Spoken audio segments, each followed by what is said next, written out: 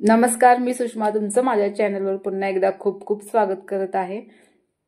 तर व्हिडिओमध्ये बघून तुम्हाला कळालंच असेल की आज आपण मस्त अशी पुरणाची पोळी बनवणार आहोत तेलाची।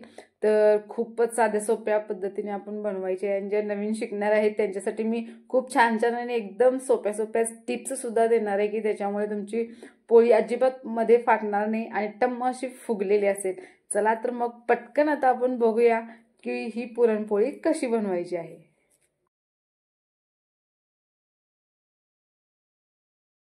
तर सगळ्यात पहिल्यांदा काय करायचं आपल्याला कणिक मळून घ्यायची आहे, कारण कणिकच चांगली मुरली की पोळी आपली मस्त होते। तर तुम्ही परत घेऊ शकता।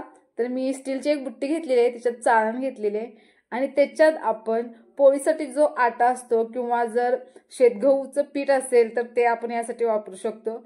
तर हा मी पोळीसाठीचा आटा असतो तो आणलेला आहे आणि तो मस्त असं चाळून घ्यायचा।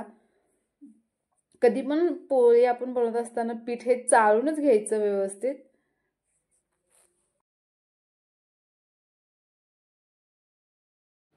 तर हे पीठ आपलं मस्त आता चाळून झालेलं आहे। त्यानंतर आता आपण या पिठामध्ये हळद वापरणार आहोत। तर हळद मी अर्धा चमचा याच्यामध्ये वापरलेली आहे। जर तुम्हाला हळद नको असेल तर तुम्ही नाही टाकली तरी सुद्धा चालेल। तर मी हळद टाकलेली आहे। तर थोडंसं पाणी ऍड करत याचा आपण गोळा बनवायचा आहे। एकदमच खूप जास्त पाणी याच्यामध्ये अजिबात वापरायचं नाही आहे।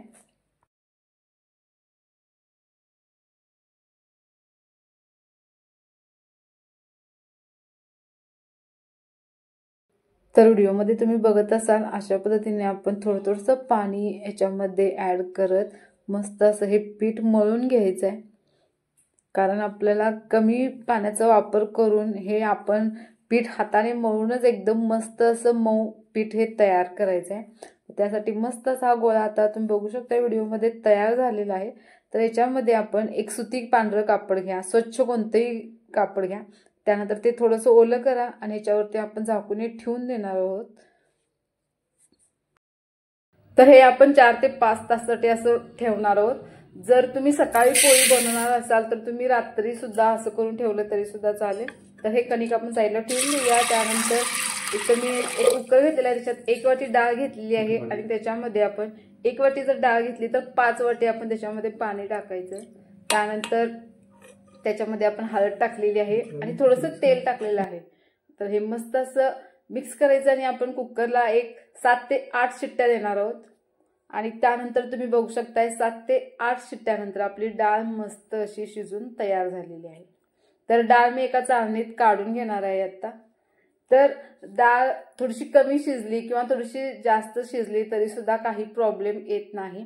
तर ही डाळ तुम्ही बघू शकताय एकदम इझिली बारीक होईल अशी शिजलेली आहे। तर ही डाळ आपण व्यवस्थित अशी मी चाळणीत टाकलेली आहे आणि ती फॅन खाली ठेवलेली। तर मस्त अशी ही डाळ आपली मस्त झालेली आहे।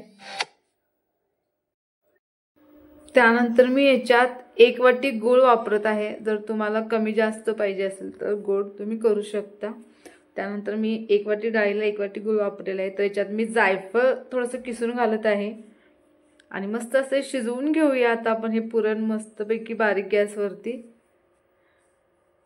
गूळ पूर्ण वितळून घ्यायचा आणि मस्त असं पुरण तयार करून घेऊया। तर हे पुरण आपण इकडे तयार व्हायला ठेवलेलंच आहे। तर इथं आपली कणिक आपण भिजवत ठेवलेली, तर ती आता आपण बघूया व्यवस्थित मस्त अशी झालेली आहे का नाही। तर आणखीन थोडंसं त्याला आपण तेलाचा हात लावत लावत मस्त असं कणिक तयार करून घेऊया। तर तुम्ही व्हिडिओमध्ये बघत असाल अशा पद्धतीने आपली मस्त अशी कणिक आपण तयार करून घ्यायची व्यवस्थित मळून।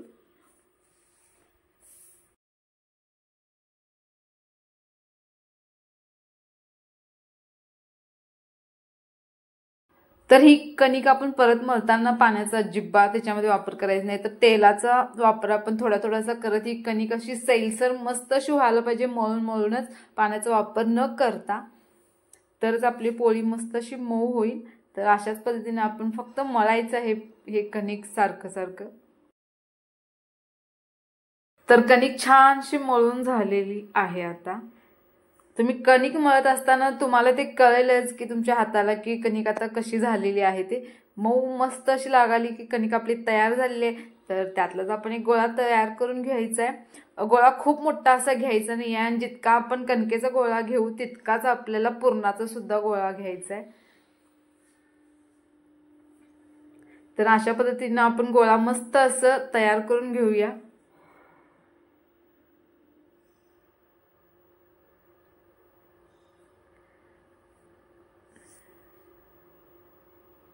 तर तुम्ही व्हिडिओमध्ये बघत असाल जितका आपण कणकेचा गोळा घेतला आहे तितकाच आपण पुरणाचा गोळा घेतलेला आहे आणि व्यवस्थित त्याच्यामध्ये हे आपण घालायचं आहे कणकेमध्ये पुरण व्यवस्थित असं तुम्ही व्हिडिओमध्ये बघत असाल। तर अशा पद्धतीने आपण मस्त असं पुरण पूर्णपणे आतमध्ये गेलं पाहिजे व्यवस्थित असं त्या पद्धतीने करायचं आहे। जर हे करत असताना पण जर तुम्हाला तेलाचा वापर करायला लागत असेल तरी तुम्ही तो करू शकता।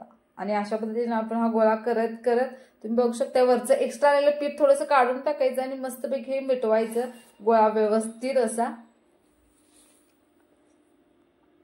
तर अशा पद्धतीने हे पीठ काढून ठेवायचं आणि मग परत गोळा मस्त असा व्यवस्थित करून घ्यायचा आणि अशाच पद्धतीने आपण गोळे तयार करून घ्यायचे।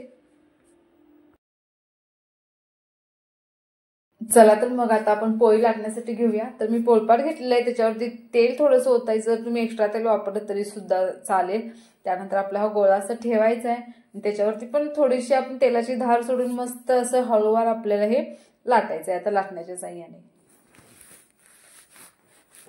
तर लाटण्याला पण मी थोडंसं तेल लावून घेतलेलं आहे आणि त्या पद्धतीने आता आपण हे लाटून घ्यायचं आहे।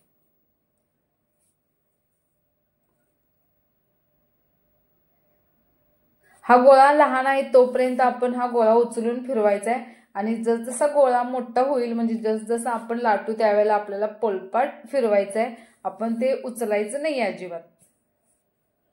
आणि अशा पद्धतीने आपण लाटणं पाठीमागं सारत सारत त्याचे काठ सुद्धा पातळ झाले पाहिजेत अशा पद्धतीने आपण ही पोळी लाटायची आहे। कारण पुरण सुद्धा सगळीकडे व्यवस्थित असं पसरलं गेलं पाहिजे। एकदम काठबरोबर आपल्याला पोळी अशी मस्त गोड लागली पाहिजे आणि एकदम मऊ लुसलुशीत झाली पाहिजे आपली पोळी। तर अशाच पद्धतीने आपण पोळी लाटून घ्यायची पातळसर अशी। जर तुम्ही पहिल्यांदा करत असाल तर थोडीशी जाड झाली तरी सुद्धा काही प्रॉब्लेम नाहीये। तर तुम्हाला जमेल तितकी पातळ तुम्ही लाटा आणि त्यानंतर अशा पद्धतीने आपली ही पोळी आता लाटून तयार झालेली आहे। आणि गॅसवरती तर आपण तवा ठेवून द्यायचा आहे आधीच गरम करण्यासाठी आणि त्यानंतर ही पोळी आपण लाटण्याच्या साहाय्याने आपण ही पोळी तव्यावरती टाकणार आहोत। आणि मग त्यानंतर पोळी आपण पटकन लगेच कधीच पलटायची नाही। तर तुम्ही व्हिडिओत बघत असाल ज्यावेळेला असे वरती त्याला फुगल्यासारखं होईल त्याच वेळेला आपण इथं पलटायची आहे पोळी।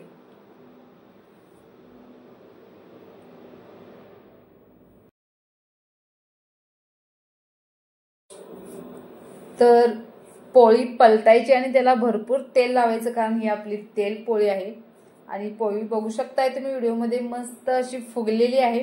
तर अशाच पद्धतीने आपण सर्व आपल्या पुरणपोळ्या करून घेऊया।